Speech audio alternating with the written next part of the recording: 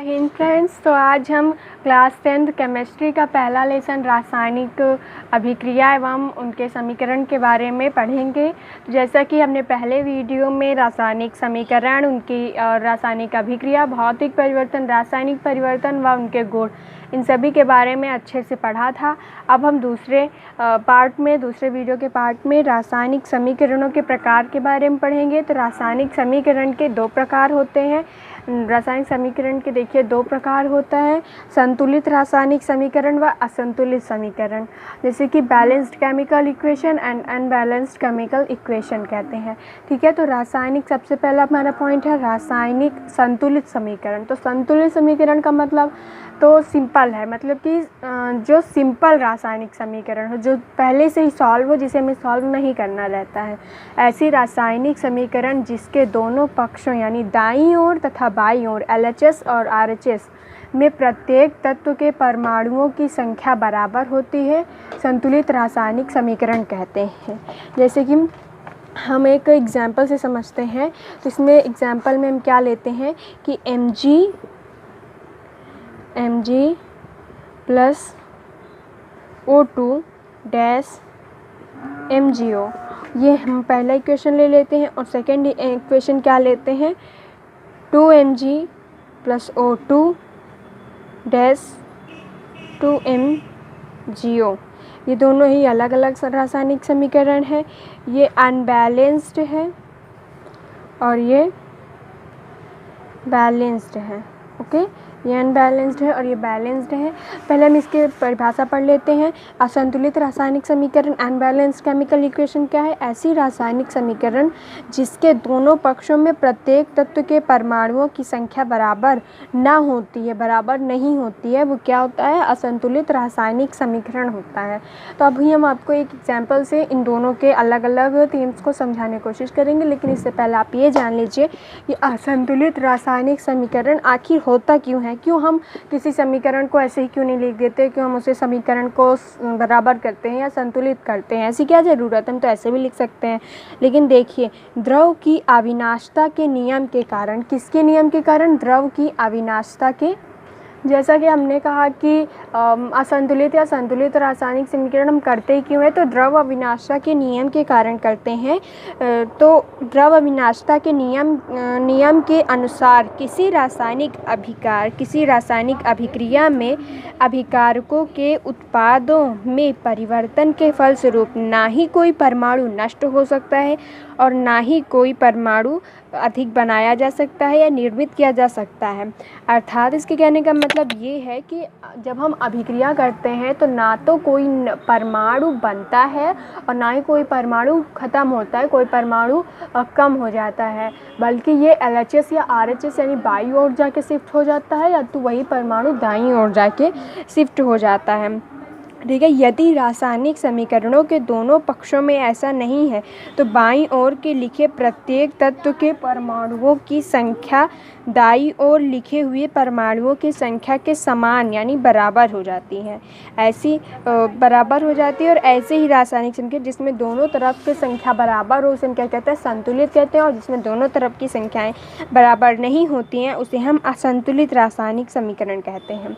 तो असंतुलित रासायनिक समीकरण और संतुलित के लिए हमने यहाँ पर जो ग्राफ बनाया है, ये जो लेयर बनाई है, इसे हम बताते हैं कि आपको क्या मतलब अंतर है, इन दोनों में क्या अंतर है बैलेंस्ड केमिकल और अनबैलेंस्ड केमिकल में।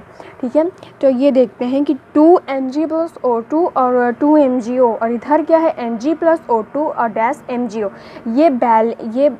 ये अनबैलेंस है। MgO जो है वो अनबैलेंस है, सॉरी, ये है अनबैलेंस और ये है बैलेंस। ठीक है, तो ये अनबैलेंस है। अनबैलेंस क्यों है, क्यों ये अनबैलेंस है, तो इसलिए ये अनबैलेंस है क्योंकि हम इधर देखते हैं, इधर Mg का मतलब तो आप जानते ही होंगे, मैग्नीशियम। क्या होता है, मैग्नीशियम। और O का मतलब क्या है, ऑक्सीजन। जैसा कि मैग्नीशियम इधर कितना दिख रहा है आपको, 1 दिख रहा है, तो हम 1 बना लेंगे। और इधर ऑक्सीजन कितना दिख रहा है, इधर ऑक्सीजन कितना दिख रहा है, 2 दिख रहा है। तो हम इधर पहले एक समीकरण बनाएंगे, यहाँ पर लिखेंगे LHS देन RHS। ठीक है, तो यहाँ पर Mg बराबर 1 है, देन O बराबर 2 है। Mg के 1 परमाणु हैं और इधर O2 के 2 परमाणु हैं, ठीक है। और इधर Mg के 1 है और इधर O के कितने हैं, 1 है। इधर तो ये दोनों तो सेम है, इक्वल्स हैं, बट ये सेम नहीं है। ये तो सेम है, ये तो सेम है, बट ये इक्वल नहीं है। तो हम इसे इक्वल करने के लिए हम क्या करेंगे कि या तो हम O में गुणा कर दें। O में अगर हम, ये तो सेम है हमारा, तो हमें इसे भी सेम करना है, केवल 2 इधर तो इधर करना है, ठीक है। तो हमने अनबैलेंस को बैलेंस करने के लिए हम क्या करते हैं कि दोनों तरफ ही परमाणुओं की संख्या बराबर होती है। जब दोनों तरफ परमाणुओं की संख्या बराबर हो जाएगी तो अनबैलेंस से बैलेंस हो जाता है। जैसे इधर 2 है और इधर 1 है, तो इधर जो 1 है इसको 2 करने के लिए हम क्या कर सकते हैं, इसमें 2 से इंटू कर सकते हैं, 2 से इंटू कर सकते हैं। पर अभी हमने एक चीज़ गौर नहीं की है, वो क्या है, देखिए यहाँ पर Mg प्लस O2 है, तो यहाँ पर Mg और O2 ये दोनों ही एक, ये O, ठीक है, ये दोनों ही एक अलग अलग पैराग्राफ्स में हैं, एक अलग अलग जो है इसमें क्या कहते हैं ब्रैकेट में है। बट इधर जो Mg और O है ये पूरा एक ब्रैकेट में है, ये पूरा किस में है, एक ब्रैकेट में है, ठीक है, ये पूरा ही एक ब्रैकेट में है। और जब ये पूरा एक ही ब्रैकेट में है तो जब इधर हम 2 से गुणा करेंगे तो Mg में भी 2 से इंटू होगा और ज़ीरो मतलब O में भी 2 से इंटू हो जाएगा। तो हम इधर का क्या हमारा इक्वेशन बन जाएगा, Mg plus O2 is equal to Mg O। अब हम देखते हैं Mg इधर, देखिए अब हम दूसरा इक्वेशन बनाएंगे तो Mg इज इक्वल 1 हो गया और इधर O बराबर 2 हो गया। इधर जो हुआ इधर में क्या है, Mg प्लस 2 हो गया और O बराबर भी 2 हो गया। अब हम देखते हैं ये दोनों बराबर है पर ये बराबर नहीं है, तो हमारे लिए दोनों ही कितने 3 4 जितने भी पॉइंट होंगे, जितने भी प्लस में होंगे अभिकारक और उत्पाद, ये सभी जो है दोनों ही बराबर होने, दोनों तरफ ही बराबर होने चाहिए। अभी तक हमारा ऑक्सीजन बराबर था, ऑक्सीजन नहीं बराबर था, Mg बराबर था, पर 2 से इंटू करने की वजह से, 2 से इंटू करने की वजह से क्या हो गया, ऑक्सीजन बराबर हो गया। और ऑक्सीजन बराबर हो गया बट Mg बराबर नहीं हो पाया। तो अब हम Mg बराबर करने के लिए क्या करते हैं, ये और ये और ये एक समीकरण था, ये और ये 2 समीकरण हो गया। तो अब इसमें हम 2 से गुणा कर देंगे। अभी हम देखते हैं कि जब हमने इसमें गुणा किया था तो ये दोनों समीकरणों दोनों उत्पादों में बराबर हो गया था, Mg और O2 दोनों में बराबर हो गया था। बट अब जब हम 2 से गुणा करेंगे तो ये एक में ही गुणा होगा। क्यों एक में गुणा होगा, क्योंकि अब यहाँ पर अलग अलग है, Mg और O2 ये दोनों अलग है, यहाँ पर MgO एक था।